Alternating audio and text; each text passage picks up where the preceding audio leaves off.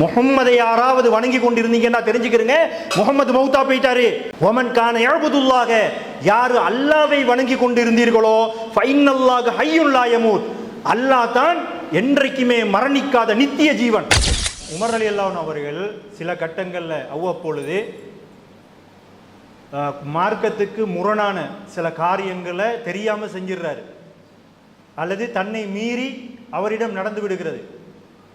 அப்படி நடக்கும் போதெல்லாம் குர்ஆனையோ ஹதீஸையோ சுட்டி காட்டும் பொழுது உடனே அது ரெண்டுக்கும் கட்டுப்பட்டு அந்த காரியத்திலிருந்து ஒதுங்கிட்டார்.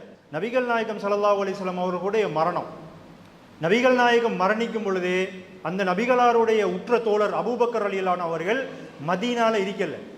மதீனாக்கு வெளியில சுன்ஹ் ஒரு பிரதேசம் இருக்குது. அந்த பிரதேசத்துல தான் அவருடைய மனைவியோடு அவர் வாழ்ந்து வரார். ஆனா இங்க என்ன நடக்குது, நபிகள் நாயகத்துடைய ஜனாசா இருக்குது. உமர் ரலியல்லாஹு அன்ஹு அவங்க என்ன சொல்றாங்க தெரியுமா, வல்லாஹி மா மாத ரசூலுல்லாஹி ஸல்லல்லாஹு அலைஹி வஸல்லம், அல்லாஹ்வின் மீது சத்தியமாக நபிகள் நாயகம் ஸல்லல்லாஹு அலைஹி வஸல்லம் அவர்கள் மரணிக்கவில்லை அப்படின்னு சொல்லும் பொழுது ஆயிஷா நாயகி என்ன சொல்றாங்க, இந்த ஹதீஸ் ஆயிஷா நாயகி தான் அறிவிக்கிறாங்க, மிகப்பெரிய அறிவாளி ஆயிஷா நாயகி. அவங்க என்ன சொல்றாங்க தெரியுமா, வல்லாஹி மா கான யகௌ ஃபீ நஃப்ஸி இல்லா தாக்க, உமர் என்ன சொன்னாரோ அதே தான் ஏன மனசுலயும் இருந்துச்சு, நபிகள் நாயகம் மௌத்தா போகல. ஆயிஷா நாயகி சொல்றாங்க, பெரிய அறிவாளி ஆயிஷா நாயகி சொல்றாங்க, உமர் என்ன சொன்னாரோ அதே தான் என் மனசுலயும் ஓடிக்கொண்டிருந்துச்சு. வல யபஅஸன்னஹுல்லாஹ், அல்லாஹ் தஆலா திருப்பி நபிகள் நாயகத்துக்கு உயிர் கொடுத்து எழுப்புமா, தன்னுடைய நம்பிக்கை எப்படி இருந்துச்சு என்பதை பிற்காலத்தில் அவங்க சொல்றாங்க. அப்ப இந்த மாதிரியான சூழ்நிலை தான் அன்னைக்கு இருக்குது. அப்ப இந்த கட்டத்தில் அபூபக்கர் ரலியல்லாஹு அன்ஹு அவங்க வராங்க. வந்து என்ன செய்யறாங்கன்னா, முதலாவது நபிகளாருடைய பொன்மேனியை மூடி இருக்கிறாங்க. அந்த முகத்தில் உள்ள திரையை அகற்றி நெத்தியில மோந்து கொள்றாங்க. நெத்தியில மோந்து கண்டுட்டு மறைமுகமா ரசூலுல்லாஹ் மௌத்தா போயிட்டாங்க என்பதை மறைமுகமா எப்படி சொல்றாங்க தெரியுமா, பி அபி வ உம்மி, அல்லாஹ்வின் தூதரே என்னுடைய தாயும் தந்தையும் உங்களுக்கு அர்ப்பணமாகட்டும், திபுத்த ஹய்ய உமையிதா, உயிரோடு இருக்கும் பொழுது எப்படி நீங்க வாசமா இருந்தீங்களோ மௌத்தா போனதுக்கு பிறகும் அதே வாசத்தோடு தான் இருக்கிறீங்க அப்படின்ட்டார். நேரடியா சொல்லாம நீங்க மௌத்தா தான் போயிட்டீங்க என்றதை இன்டிரெக்டா மறைமுகமான வார்த்தையில எப்படி சொல்றாரு, உசுரோடு இருக்கும் பொழுது நல்ல வாசமா இருந்துச்சு, மௌத்தா போய் இப்போ உங்களுடைய மேனி இருக்குது, இப்பயும் வாசம் அடிச்சுட்டு இருக்கிறீங்க அப்படின்னு சொல்லிட்டு அதுக்கு பிறகு இன்னொரு செய்தியை சொல்றாரு, வல்லதி நஃப்ஸி பியதிஹி, எனது ஆன்மா யார் கைவசம் உள்ளதோ அந்த அல்லாஹ்வின் மீது சத்தியமாக, லா யுதீகுகல்லாஹுல் மௌத்தத்தைனி அபதா, அல்லாஹு தஆலா உங்களுக்கு எப்போதும் இரண்டு மரணத்தை சுவைக்க செய்ய மாட்டான். ஒரு மரணம் தான், அது இப்ப அடைஞ்சிட்டீங்க, ஒரே ஒரு மரணத்தை தான் அல்லாஹ் தஆலா உங்களுக்கு விதிச்சிருக்கிறான், அந்த மரணம் உங்களுக்கு வந்துடுச்சு, மௌத்தா போய் தான் இருக்கிறீங்க என்பதை என்ன செய்யறாங்க, சத்தியம் பண்ணி சொல்றாங்க. உமர் ரலியல்லாஹு அன்ஹுக்கு மேல இன்னைக்கு யாரும் பேசுறதுக்கு தைரியம் இல்லை. தைரியம் இல்லைன்றது மட்டும் இல்லை, இன்னைக்கு இருக்கிற எல்லாரும் என்ன நினைச்சிருப்பாங்க, நபிகள் நாயகம் திருப்பி எழும்புவாங்கன்னு தான் நினைச்சிருப்பாங்க. இந்த ஹதீஸ் கடைசியில் முடியும் போது அப்படிதான் விளங்குது. உமர் ரலியல்லாஹு அன்ஹுக்கு எதிராக யாரும் பேசல, பேசாம இருக்கிறாங்க. அபூபக்கர் ரலியல்லாஹு அன்ஹு என்ன செய்றாங்க, அந்த சமுதாயத்திலே நபிகள் நாயகத்தை அதிகம் நேசிச்சது அபூபக்கர் ரலியல்லாஹு அன்ஹு தான். அவங்க என்ன செய்றாங்க, மௌத்தா போனா ஏத்துக்கிறதானே வேணும், தன்னுடைய உற்ற நண்பர்ன்றதுக்காக வேண்டி உண்மை மறைக்கலாதே. அவங்க என்ன செய்றாங்க, இந்த மாதிரி ரெண்டு விஷயத்தை சொல்லிட்டு வெளியில வராங்க. வெளியில சொல்றாங்க, ஐயுல் ஹாலிஃப் அலா ரிஸ்லிக, சத்தியம் பண்ணுபவரே அமைதியா இருங்க. உமர் ரலியல்லாஹு அன்ஹு சொல்றாங்க, சத்தியம் பண்ணிட்டு இருக்கிறாங்கல்ல ரசூலுல்லாஹ் மௌத்தா போகல, அல்லாஹ் மேல சத்தியம் பண்ணுபவரே நிதானமா இருங்க அப்படின்னு சொல்லிட்டு உரை நிகழ்த்த ஆரம்பிக்கிறாங்க. அபூபக்கர் ரலியல்லாஹு அன்ஹு அவர்கள் உரை நிகழ்த்த ஆரம்பிச்சோன்னே உமர் ரலியல்லாஹு அன்ஹு அவர்கள் அப்படியே அமைதியாயிட்டாங்க. என்ன சொல்றாங்க தெரியுமா, முதலாவதா சரியா நெத்தி அடியில் அடிக்கிற மாதிரி ஒரு இதோண்ட சொல்றாங்க, அலா அறிந்து கொள்ளுங்கள், மன்கான யஅபுது முஹம்மதன், யார் இந்த முஹம்மதை வணங்கி கொண்டிருந்தார்களோ ஃபைன்ன முஹம்மதன் கதுமாத்த, முஹம்மது மௌத்தா போயிட்டார் தெரிஞ்சுக்கிறங்க. முஹம்மதை யார் வணங்கி, ரசூலுல்லாஹ் பேரை சொல்லி கூப்பிடவே மாட்டாங்க அபூபக்கர் ரலியல்லாஹு அன்ஹு, ரசூலுல்லாஹ் தான். ஆனா இந்த இடத்துல நபிகள் நாயகம் மௌத்தா போயிருக்கிறாங்க, மௌத்தா போக இல்லைன்னு சொல்லி ஒரு கொள்கை குழப்பம் இருக்குது. அந்த கொள்கை குழப்பத்தை தெளிவுபடுத்தணுமா இல்லையா, அதுக்காக வேண்டி அது வரைக்கும் ரசூலுல்லாஹ்னு சொல்லி கொண்டிருந்த அபூபக்கர் ரலியல்லாஹு அன்ஹு அவங்க, முஹம்மதை யாராவது வணங்கி கொண்டிருந்தீங்கன்னா தெரிஞ்சுக்கிறீங்க, முஹம்மது மௌத்தா போயிட்டாரு. ஒமன் கான யஅபுதுல்லாஹ, யாரு அல்லாஹ்வை வணங்கி கொண்டிருந்தீர்களோ ஃபைனல்லாஹு ஹய்யுல் லா யமூத், அல்லாஹ் தான் என்றைக்குமே மரணிக்காத நித்திய ஜீவன் அப்படின்னு சொல்லி ஒரு போட்டார். இது மூணாவது தடவை ரசூல்லா மௌத்தா போயிட்டார் என்பதை 3வது தடவை அவர் சொல்றாரு. அபூபக்கர் ரலியல்லாஹு அன்ஹு சொல்லிட்டு ஒரு குர்ஆன் வசனத்தை சொல்றாரு, இன்னக்க மையத்துன் வ இன்னஹும் மையத்தூன், நபியே நீங்களும் மரணிப்பவர் தான், அவர்களும் மரணிப்பவர்கள் தான். ஏனைய மக்கள் எப்படி மரணிக்கிறாங்களோ அதே மாதிரி நபியே நீங்களும் மௌத்தா போவீங்க என்று அல்லாஹ் தஆலா சொல்லக்கூடிய ஒரு குர்ஆன் வசனத்தை தூக்கி போட்டுட்டு இன்னொரு குர்ஆன் வசனம் அதை விட முக்கியமான ஒரு குர்ஆன் வசனத்தை தூக்கி போடுறாரு. என்னண்டா, இந்த குர்ஆன் வசனம் இறக்கப்பட்டதுக்கான காரணத்தை சொல்லிட்டு இதை சொல்றேன், அப்போ உங்களுக்கு நல்ல விளங்கும். உஹது யுத்தம் நடக்குது. உஹது யுத்தத்தில் ஆரம்ப கட்டத்தில் முஸ்லீம்கள் ஜெயிச்சிடுறாங்க. முஸ்லீம்கள் ஜெயிச்சா உஹது மலைக்கு மேலே 50 வில் வீரர்களை நபிகள் நாயகம் வச்சிருந்தாங்க. அவங்க என்ன சொன்னாங்க, நபிகளாருடைய கட்டளை என்னாண்டா, நம்ம வெத்தினாலும் சரி நம்ம தோத்தாலும் சரி நீங்க இந்த மலையை விட்டு இறங்கக்கூடாது. இது நபிகளாருடைய நிபந்தனை.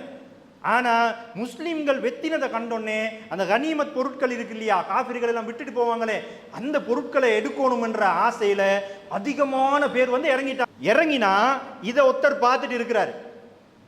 அவர் யார் தெரியுமா? நபிகள் நாயகம் பட்ட கொடுத்தாங்களே சைஃபுல்லாஹில் மஸ்லூல், ஏந்தப்பட்ட அல்லாஹ்வுடைய வாழ்னு சொல்லி ஹாலித் ரலியல்லாஹு அன்ஹு. அந்த டைம்ல அவர் முஸ்லீம் இல்லை. உஹது யுத்தம் நடக்கும்போது அவர் காஃபிர். அவர் பிற்காலத்துல தான் இஸ்லாத்துக்கு வராரு. அந்த டைம்ல குதிரை படைக்கு தளபதியா இருக்கிறாரு. இந்த உஹது மலையிலிருந்து முஸ்லீம்கள் இறங்குவதை பார்க்கிறாரு. ஏன் நபிகள் நாயகம் வச்சிருந்தாங்க தெரியுமா? மலையை சுத்தி வரையிலும் முஸ்லீம்கள் இப்படி இருக்கிறாங்க, காஃபிர்கள் இந்த பக்கம் இருக்கிறாங்க, மலையை சுத்தி வரையிலும், சுத்தி வந்தா முஸ்லீம்கள் நடுவுல மாட்டிக்கிடுவாங்க. அப்படி வராம இருக்கிறதுக்கு தான் நபிகள் நாயகம் 50 வில் வீரர்களை வச்சாங்க. எல்லாம் இறங்கல, ஒரு சில இடத்தால் எஞ்சிருந்தாங்க, முக்காவாசி பேர் இறங்கிட்டாங்க. இதை பார்த்து கொண்டு இருந்துட்டு காலித் ரலியல்லாஹு அன்ஹு என்ன செய்றாங்க, குதிரைப்படி அப்படியே பின்னுகால கூட்டிட்டு வராங்க. கூட்டிட்டு வந்தா நடுவுல முஸ்லீம்கள் மாட்டிக்கிட்டாங்க. இந்த சைடும் காஃபிர், இந்த சைடும் காஃபிர். சில முஸ்லீம்களுக்குள்ளே சண்டை, அடையாளம் தெரியாம, எங்கட ஆட்கள் அடையாளம் தெரியாம முஸ்லீம்குள்ளே சண்டை. இந்த மாதிரி யுத்தம் நடந்து கிட்டத்தட்ட 70க்கும் மேற்பட்ட முஸ்லீம்கள் அதுல மௌத்தா போறாங்க. சிலாக்கள் என்ன செஞ்சிட்டாங்க, உஹது மலைக்கு மேலே ஏறிட்டாங்க ஓடி போய். சிலாக்கள் மதீனாக்கே ஓடி வந்துட்டாங்க. யுத்த காலத்தில் புறமுதுகு காட்டி வரக்கூடாது, ஒன்றோ கடைசி வரைக்கும் வெற்றி கிடைக்கும் வரைக்கும் யுத்தம் செய்யணும், இல்லாட்டி செத்து மடியணும். இதுதான் அல்லாஹ்வுடைய கட்டளை. 7 பெரும் பாவங்கள் நபிகள் நாயகம் சொல்றாங்க. அந்த அந்த 7 பாவத்தில் ஒன்று தான் என்னது, வத்தவல்லி யௌம ஸஹ்ஃபி, யுத்த களத்தின் போது புறமுதுகு காட்டி ஓடுவது 7 பெரும் பாவங்கள்ல உண்டு. அதை இந்த சஹாபாக்கள் செய்யறாங்க. சிலாக்கள் மதீனாக்கு பக்கத்துல தான் உஹது இருக்குது, மதீனாக்கே ஓடி வந்துட்டாங்க. உஸ்மான் ரலியல்லாஹு அன்ஹு போன்றவர்கள் எல்லாம் மதீனாக்கே ஓடி வந்துட்டாங்க. அப்ப அல்லாஹ் தஆலா ஒரு குர்ஆன் வசனத்தை இறக்குறான். அதுல என்ன கேட்கிறான் தெரியுமா? இந்த நான் அனுப்பி இருக்கிறேனே முஹம்மத் ஸல்லல்லாஹு அலைஹி வஸல்லம், இவருக்காக வேண்டி நீங்க இந்த மார்க்கத்தில் இருக்கிறீங்களா, அல்லாஹ்வாகி எனக்காக வேண்டி இந்த மார்க்கத்தில் இருக்கிறீங்களான்னு அல்லாஹ் கேட்கிறான். அல்லாஹ் என்ன சொல்றான், இந்த இஸ்லாம் மார்க்கத்தில் இருக்கிறது அல்லாஹ்வுக்காக தான் நாங்க இருக்கணும், நபிகள் நாயகத்துக்காக இருக்கக்கூடாது.